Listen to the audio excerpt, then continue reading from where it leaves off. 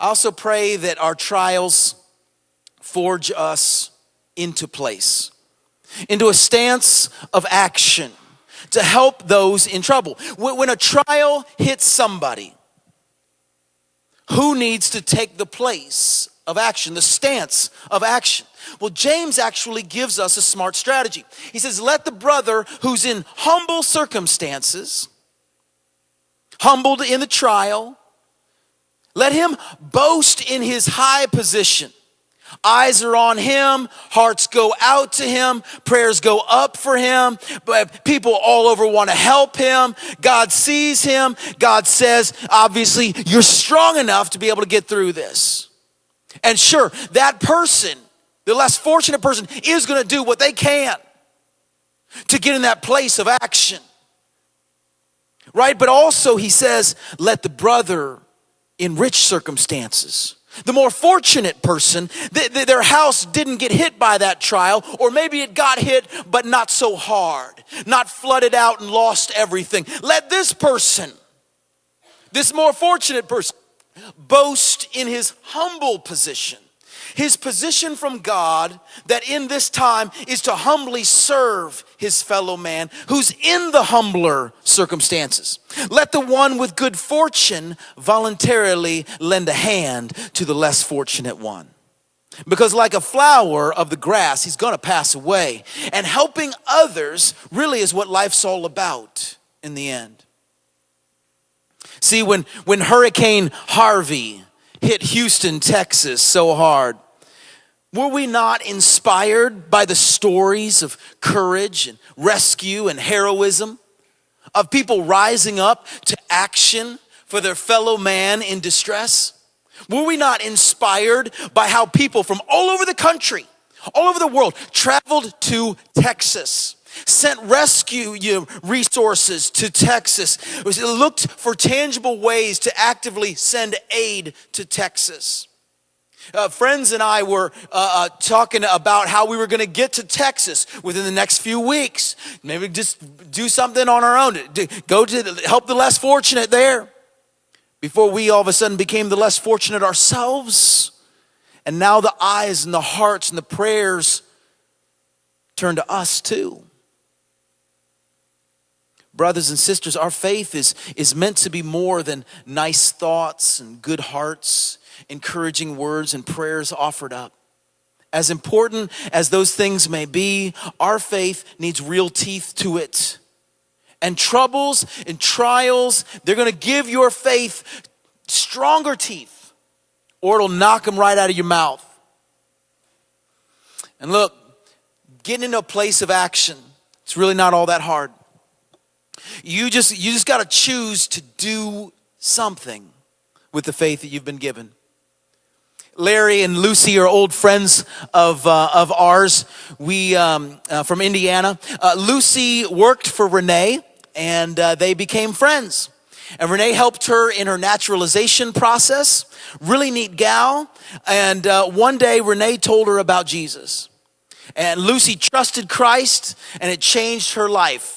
Larry was a little slower to warm up, but once he did, it changed him radically. And within years of trusting Christ, he felt called into the ministry and got into ministry there in Texas where they had moved. And after 20 years apart, we were able to actually spend time with them this summer. And it just brought us so much joy to our hearts to see them again and how their faith continues to impact their lives and the lives of so many others. So when Larry reached out to his friends, in Houston, because he lives there in Texas, and he asked what the top need was. And he found out, to his surprise, it was towels. So he texted a few of his friends, 9 friends. 9 friends. You all got 9 friends. He texted 9 friends. And he just said, here's what the need is. It's towels. Can you believe that? Hey, click this link. Send me money. I'll get the towels. And I got 6 hours to drive, but I'll do it tomorrow. I'll get in the vehicle and I'll go and I'll take towels. And you'd be proud of me. I was the first one to respond. No, you wouldn't be proud of me, because all my response was, sweet, thanks, like, good idea, bro. And then the next messages that started pinging in left and right, kind of annoying me as they were going off, was I looked at it and it was all these texts about logistics of actually doing something. Like, oh yeah, PayPal, and I couldn't find the memo line, and are we doing this and doing that? And then I looked closer, and one of the texts about the logistics, it's my wife Renee.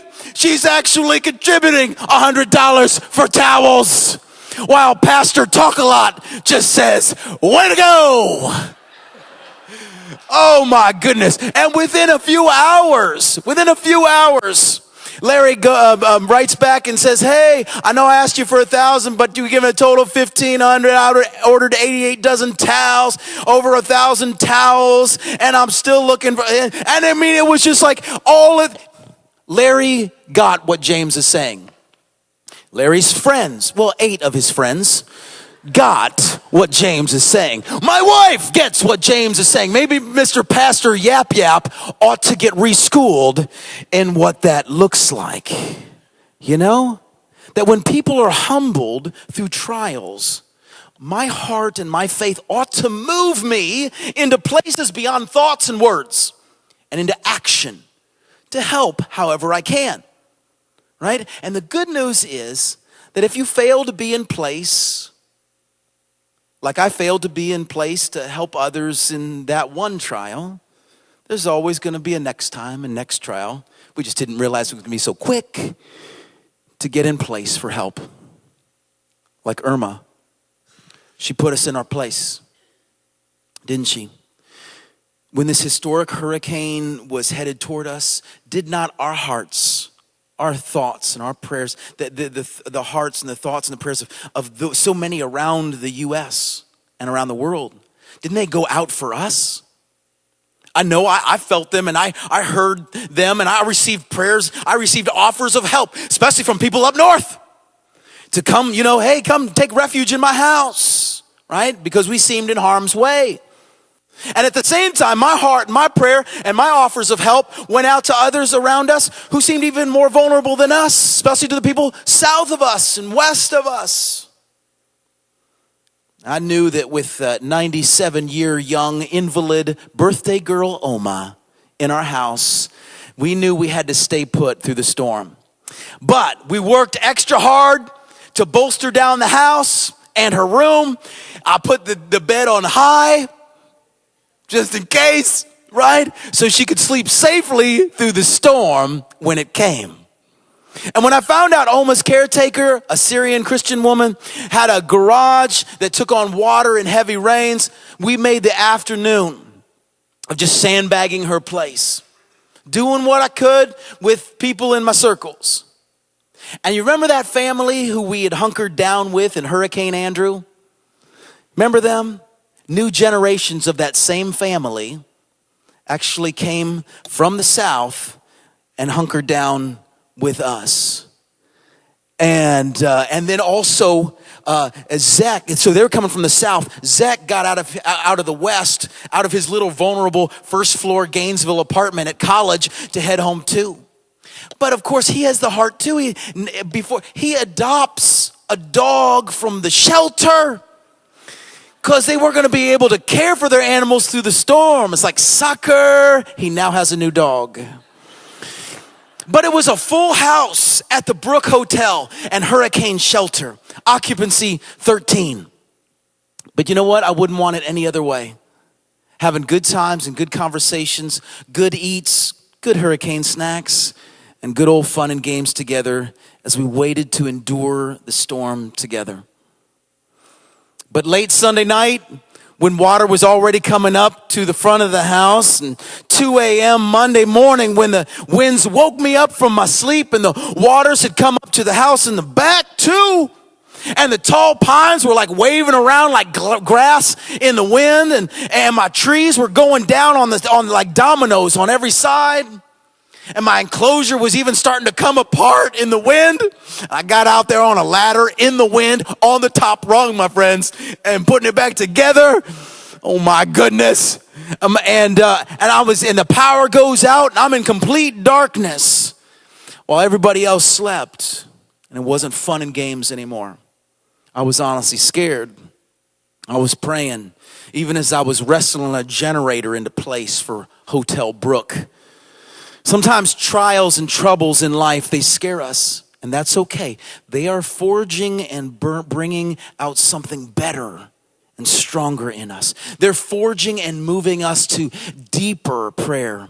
They're forging us into a place of, where we humble ourselves and we receive help. Or forging us into a place where we give help. Or, as it often happens, into a place to do a bit of both. Receiving help and giving help. And trials also forge us to look forward. When troubles and tribulation and trials come your way, you gotta dig deep. Dig deep into your faith. You gotta choose to look forward to the better times that are coming. You gotta put on your big people pants. You gotta pull up your big people bootstraps and choose to move forward. Or like country singer Rodney Atkins says, if you're going through hell, keep on going. Don't slow down. If you're scared, don't show it. You might get out before the devil even knows you're there. Or, as country singer Jimmy James belts it out, God blesses those who patiently endure the testing, endure the temptation, in the trials and the troubles.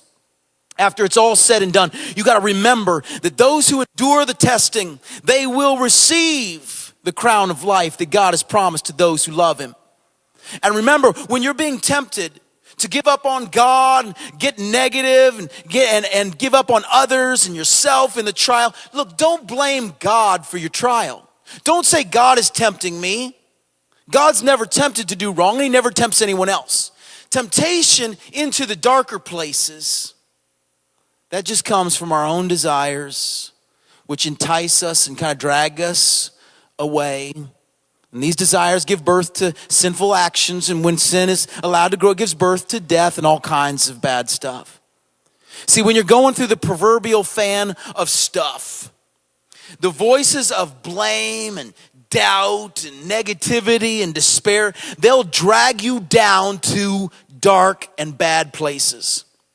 But you say no to those voices. You say yes to God's voice, and you look forward and you move forward, you endure forward, you forge ahead through it.